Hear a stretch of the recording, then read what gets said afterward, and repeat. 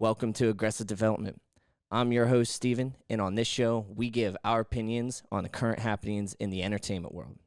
We encourage you to stick around, and we hope you enjoy it. And also, please don't forget to like, subscribe, and comment.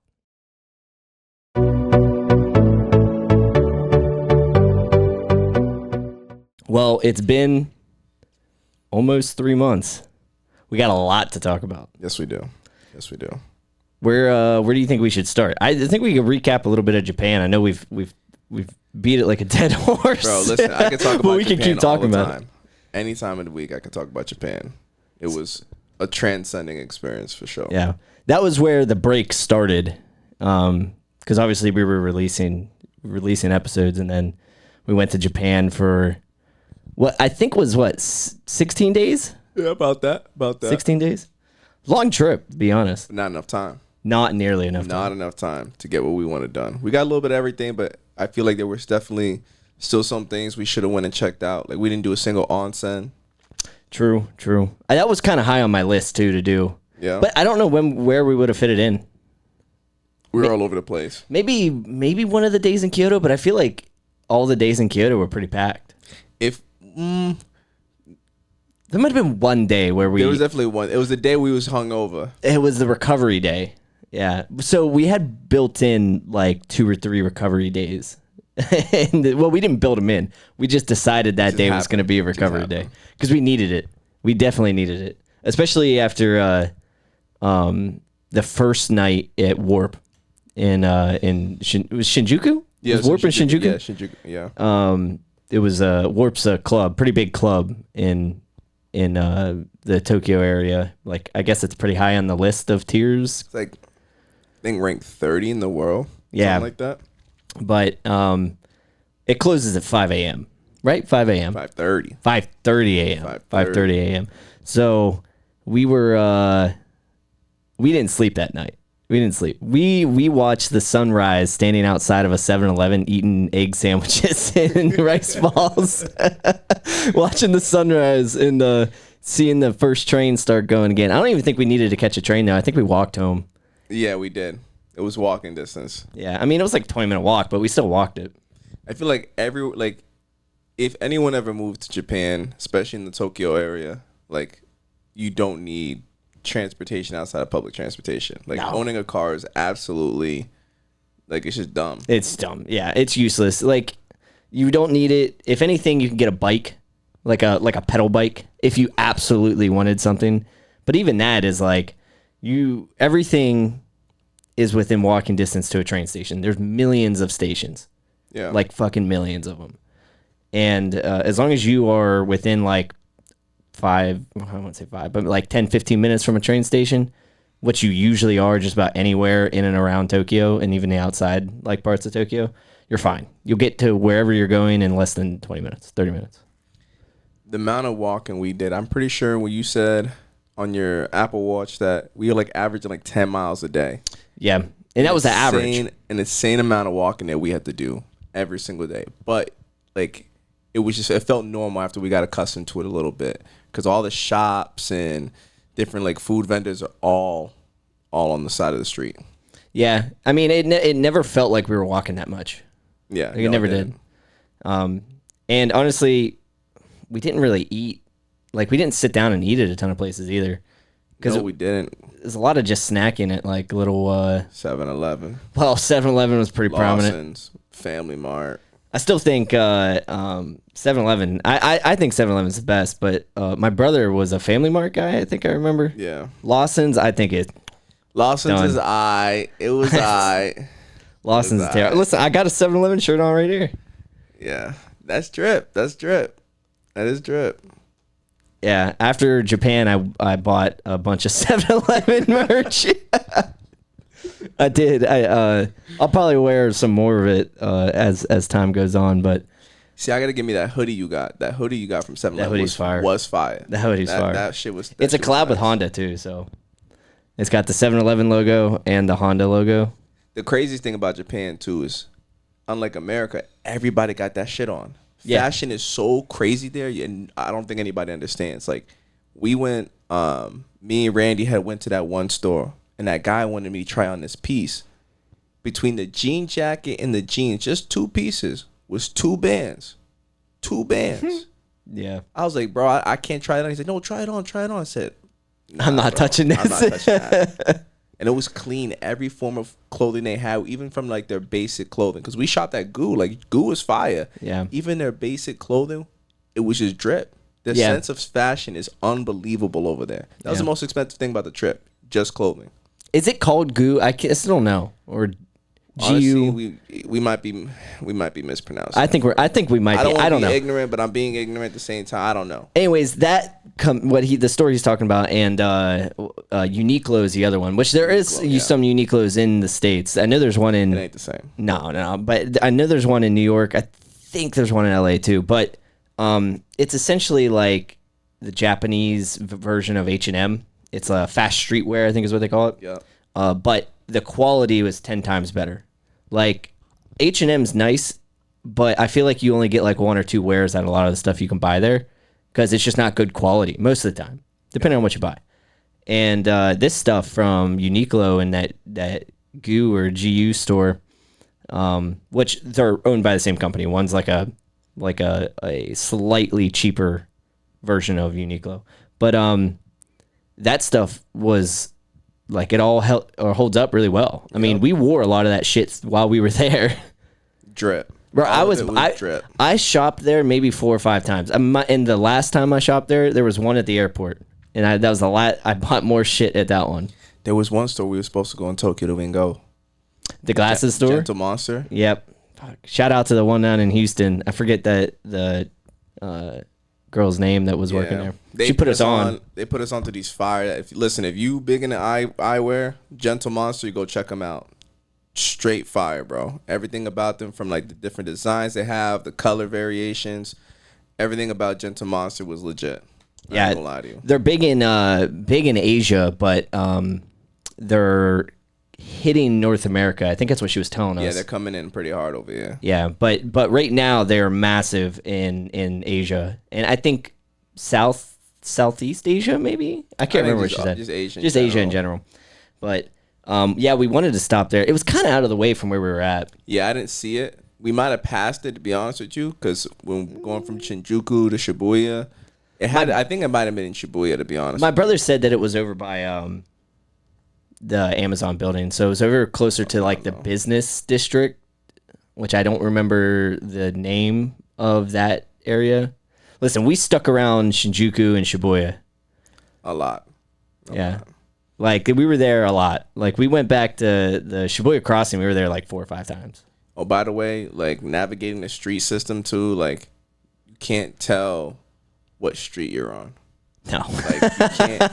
Like, as much as you want to try, it is really difficult. You just kind of get used to, like, oh, I remember what this McDonald's was here, or this 7-Eleven was here. Bro, reading street names, unlike the States, because obviously the road systems are different. Yeah, bro, good luck. That shit was difficult. I think I got a video of you and my brother trying to orient a map at one point. Bro, we're just looking at our phone like, yo, what is the name in this street? It don't even translate on Apple Maps. It wasn't even translating. Google Maps didn't translate it either. Like, yeah, Google Maps only translate if you put in directions to somewhere. Like the directions would tell you in English. I mean, you still know what it is because it's just the Japanese word written in English. Yeah, and so you still don't really know where you're going. But at least the cities you could kind of get around. Listen. English was a luxury in Japan. For anybody that goes there, English was a luxury. Like I feel like a lot of foreign countries, they push English heavy. Not that they don't push heavy in Japan, but they don't really care for it like other countries do. Like it's almost like you're in Japan, we speak in Japanese, that's it. Which, fully respect that. When we was on the train, everything was in Japanese, and in the last sentence, that lady said it was in English. If you missed it, you might have missed your stop. Yeah, it was crazy. The trains had this awesome TV. They have their own TV series. Train TV. Oh man, I was captivated by that because the first train I took. So we landed in. So first of all, it was me, Mizzy, and my brother. Not only did all 3 of us land at different times and different days, but also all different airports. So trying to all meet up at the Airbnb in Shinjuku was quite the experience. So my brother finally somehow finds me at the first airport. After he got lost like 3 or 4 times trying to get over to your airport to meet you, which he landed like 6 hours before I did. Yeah. Something like that. And so my brother finally gets over to me, and we get on the train, and we ended up getting on like 3 or 4 different trains. And I'm tired. I just spent 14 hours on a plane. I just want to get to the room. I want to shower. I want to get ready. This is like morning. Well, not morning. It's like afternoon. So we still got a full night. And the only thing that was keeping me from going insane was I was locked in on this train TV on this train. So I didn't understand a thing they were saying. No subtitles, no nothing. I was locked in on this. Listen, the train TV was fire. I did see like the same commercials like over and over and over again. And it was the same actors. Same actors in all of it. Same actors, yeah. But you're not lying. When you're on the trains and it'll say something for like 2 minutes, not 2 minutes, maybe like a minute long fucking sentence or paragraph, and then the final word will be the name of the stop, and they'll say that in English.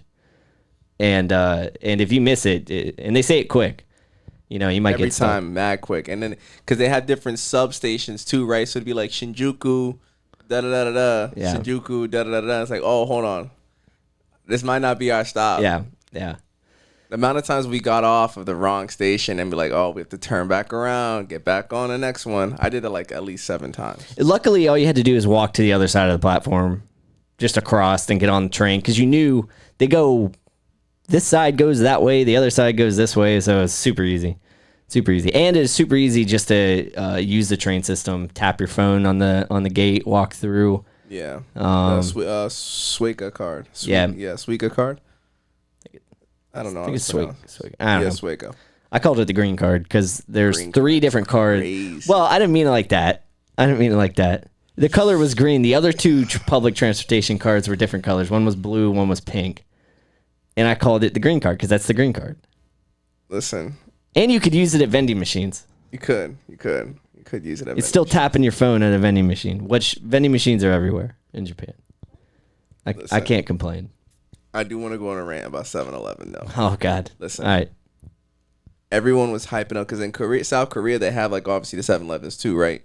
So that egg sandwich, just PSA, that egg salad sandwich they had there, bro, that shit was mad good. Okay, I'm gonna tell y'all this right now. That shit was busting. On top of that, they had these pancakes, bro. Right, hear me out. Right, lock in, twin. They had these pancakes that had the butter and the syrup. It was 2 pancakes, right, already in there, bro. And that shit, you had a little strong zero, which is their version of a Four Loko. After a night of, but better. It's better than a Four Loko. It'll still get you real fucked up, bro. That pancake was just perfect, bro. Little egg salad sandwich with a little pancake and a strong zero. Be lit, you know, feel me? You'll be all right. Yeah. In all honesty, it's not that we didn't want to eat anywhere else. It's that 7-Eleven was so good. It was the cleanest, bro. Like, it was just insane how their food was there. Yeah. I didn't feel bloated one fucking time. I was eating bread. I was eating this. I was eating that. Like, mind you, we weren't sitting at a ton of restaurants, but even when we sat at restaurants versus even at the 7-Eleven, they handle their food different. Yeah. Like, I wouldn't go to the 7-Eleven here in the States and go get me one of them taquitos. You feel me? They've been rolling for 2 days. They've been rolling for 2 days. You know what I'm saying? And I don't know about you, but sometimes motherfuckers go get them, and next you know, you down bad for a couple days. But in Japan, it's not like that. It's not like that. Yeah. So we ate 7-Eleven a lot. Like, I even just walking around, I'd get a snack from 7-Eleven, and then the only thing I'd be thinking about is when I'm gonna have my next 7-Eleven snack. So bro, I just go back everywhere. That and Family Mart. Family Mart and Lawson's basically the same thing as 7-Eleven. It's like over here we got a 7-Eleven. You know, it's like the whole gas station. They don't even have gas stations like that. Like they do, but like not attached to the convenience stores. They're separate. They're just separate convenience stores. And another thing is too, how clean Japan was. Tokyo is the largest city on the planet, and that shit was so fucking clean, bro. Like 37.5 million people, and it was like there was no trash. It was no trash. Clean. It smelled like nature, which was insane to me because I don't know if you've ever been to New York. I've been in New York. But I'm it's, over there. but Up it's, there, like, but it's terrible. listen, New York's cool, but it smells. And no one's going to sit here and deny that it doesn't smell. You would see Master splitting out there beefing with Ak every time. Yeah. Every time. And in Tokyo, there's like one thing. It was also silent. I mean, there's millions of people walking around. Yeah, at night it depending where you are. Like if you was in obviously the entertainment area, like where the clubs and shit are at the bar or Golden Guys at, like it was fairly quiet for sure. Yeah, it was fairly. And then the trash trucks, bro. The trash trucks were clean. The fucking trash trucks, spotless, bro. Like you could never see. Yeah. You never see that here. Also, weirdly enough, it looked like every car there every day, it looked like they washed their car every day. Because every car there was fucking spotless. There was no hoopty. No beaters, nothing. I seen one beater, bro. The taxi I took, the little Uber, like that car was in the 1980s, bro. They have a bunch of 1980s fucking Toyota Crowns or whatever they're called, bro. I don't remember. It's Toyota something, but yeah, and they're spotless. Brand new, high mileage, like they running right. Yeah. Yeah, it honestly is a crazy experience, and that's just Tokyo. I mean, we went over to Kyoto, and Kyoto was slower though. Kyoto was definitely slower, way slower, and it's a lot more tourist in Kyoto than there is. I don't want to say that there's not a lot in Tokyo. It's just there's so many people in Tokyo, you don't really notice the tourists. You don't notice. No, you don't. But in Kyoto, it's like all the places that you're walking around and stuff, there's not a ton of local population walking through those areas. No. So it's when you pass people, it's usually just tourists. In Kyoto, I would say having a bike would probably be more beneficial for sure. Yeah. Because you will do the walking distance from like station to station. Because I didn't stay in the same area they stayed in a hostel, and I stayed in one of them little pods. The pod was nice. I ain't gonna hold you. Best shower I ever took. That shit was nice. But the transportation in Kyoto, like you're gonna need a little bit of transportation. I'll definitely recommend getting a bike, or I won't say you need to rent a car, but a bike. We could have rented bikes at the hostel we were at. Really? Yeah, they did offer like rentals for a day. I think it was like 1,000 yen. Oh, that's not bad. No, which is like $7. It's like $6.60, by the way, US. 1,000 yen. Listen, I haven't. Oh, we didn't even talk about how cheap everything was. You know how cheap water is? Bro, I haven't had a bottle of water for less than 70 cents or 50 cents since I was a kid. And over there, every time, 50 cents, 70 cents for water, bro. For nice, clean, spring, bottled water. Not the Dasani. You drink Dasani. First of all, you drink a Dasani, can't trust you. All right? I just can't fucking trust you. But yeah, bro, everything there was mad cheap and high quality, bro. Everything. And I stand on business on that. Everything. Yeah, it's a whole different ball game out there. That's for sure. Oh man. I want to go back. Shout out to that little restaurant we went with the husband and wife and up in the mountains. Yep. We went to in Hakone. It's called Restaurant 35. I got them on Instagram. I'm gonna pull it up. I'm gonna figure out the name because I'm gonna give these people the proper respect. Listen, if y'all ever go to Hakone, so we did the JDM driving tour up in the mountains in Hakone, right? There's like this little mom and pop restaurant. The wife serves, the husband cooks the food. They were the nicest people I have ever met. Mind you, the service is a long time because, he's the only one cooking. That's just their whole dynamic there. But obviously, it was worth the wait. Yeah, it's like a 5-star meal. I ain't gonna lie. Yeah, it was unbelievable. This dude's got one stove that he's cooking on, and that thing was like a 5-star meal. Restaurant 35, I was right. Yeah, the restaurant. If you were in Japan, you watch this video, go to Restaurant 35 up in Hakone. You would not be disappointed. Be patient with them. They're real sweet. They're real kind people. And the food is a 10 out of 10 every time. They just cook with love. Bro, I had, because they treat like breakfast food as dessert in Japan. I had the French toast, bro. Bussin'. Yeah. Bussin'. We didn't talk about the, I keep forgetting things that we did there. Just, I don't know why, but the JDM guided tour was an experience to be had for sure.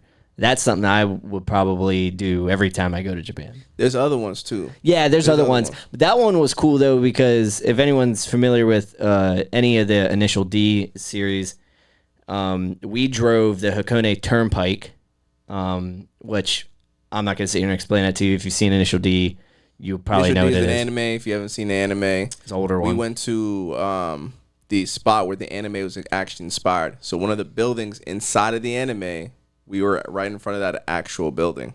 So it was literally carbon copy. Yeah, and there's a race. So there's a race that takes place on the Hakone Turnpike in the show, and that's what we drove. Yeah, and it's a JDM guide tour. So we had a lead car and a car in the back, and essentially they were just feeding us information, letting us know when we could let loose a little bit, and they was whipping that motherfucker, bro. Oh yeah, dude. We drove the classic GTR and R34. Yeah, 98, right? The 9.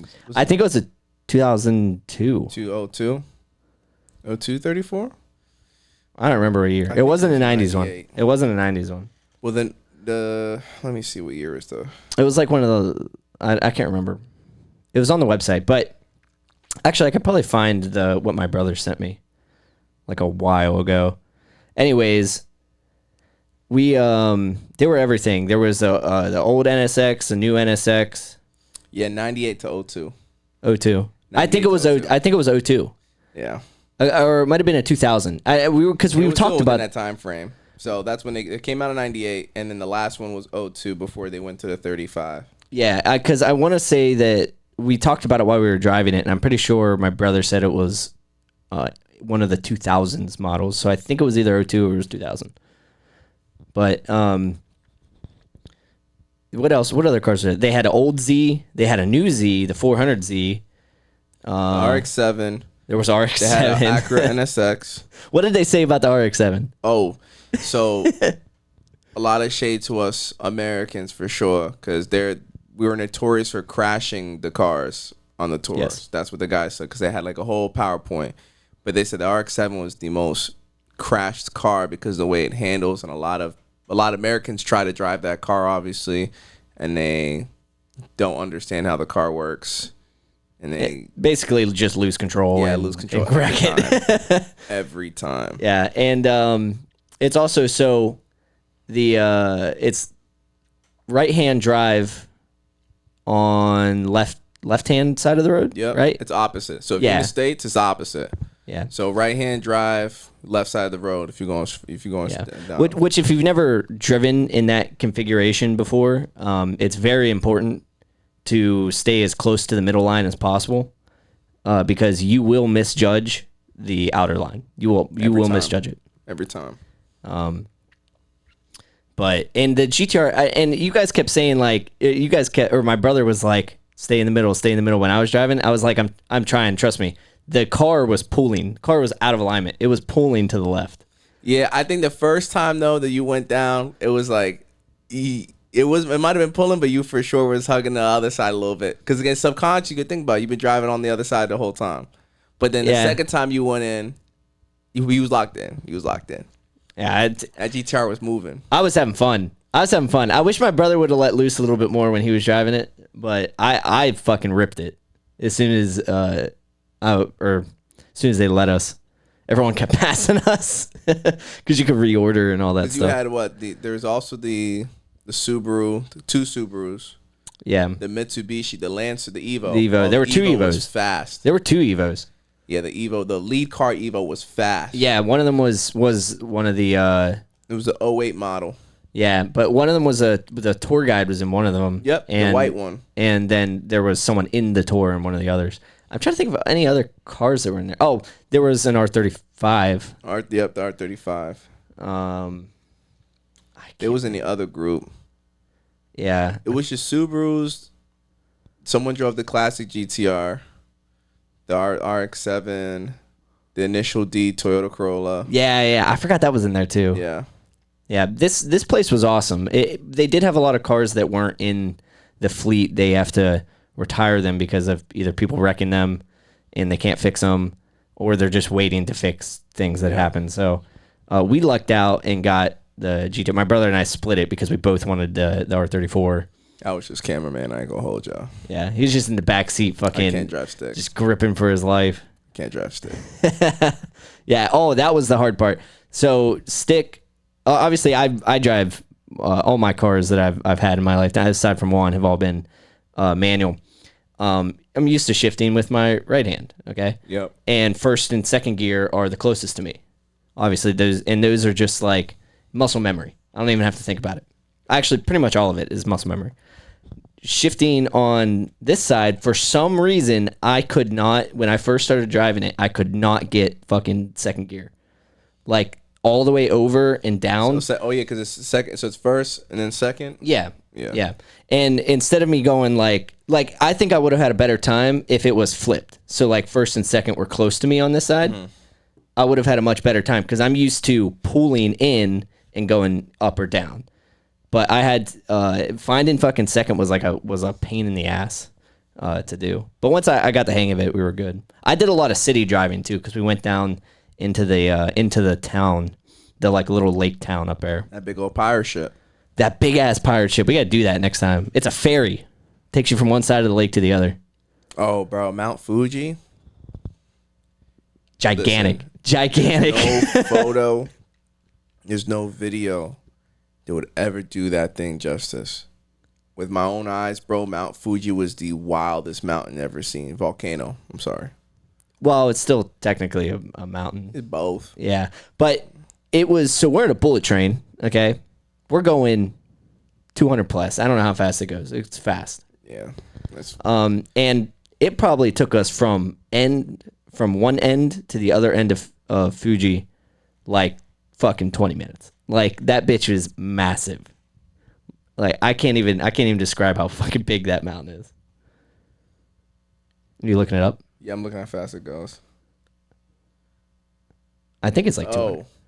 Oh, it's it's 177 to 200 miles per hour. Yeah, that shit was moving, bro. Moving.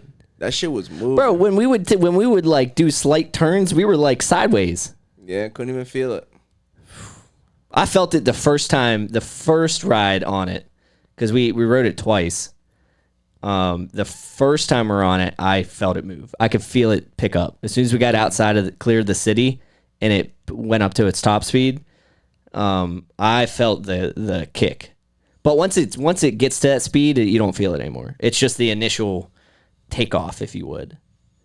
But it's prettle good. Yeah, I miss Japan. Yeah, we definitely have to go back because I'm definitely going back next year. I'm going to try to go there for a month.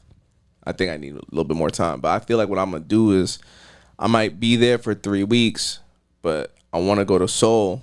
So hit Korea, then hit Hong Kong. Or Hong Kong, Korea, then back to Japan, and then come back home. Yeah. I think that's what I want to do. That makes sense. I'd probably, like, when I go back... Then go back to Thailand. I know why you want to go to Thailand. No, don't listen. I know exactly why you want to go to Thailand. I don't want to go to Thailand for any other reason other than anybody else. You keep telling yourself that. That sounds crazy.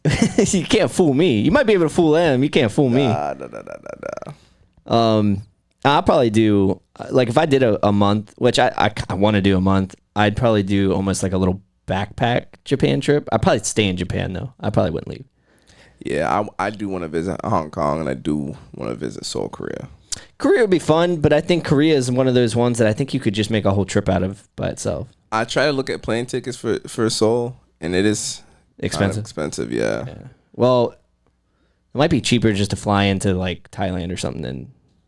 Yeah, it might be cheaper to fly into Japan, from Japan to Korea, to be honest. That could be too. Yeah, I'd look Japan around. Trip cheap. Or what did that one guy say? You book through like a different country? Yeah. So you don't buy your flight in the state.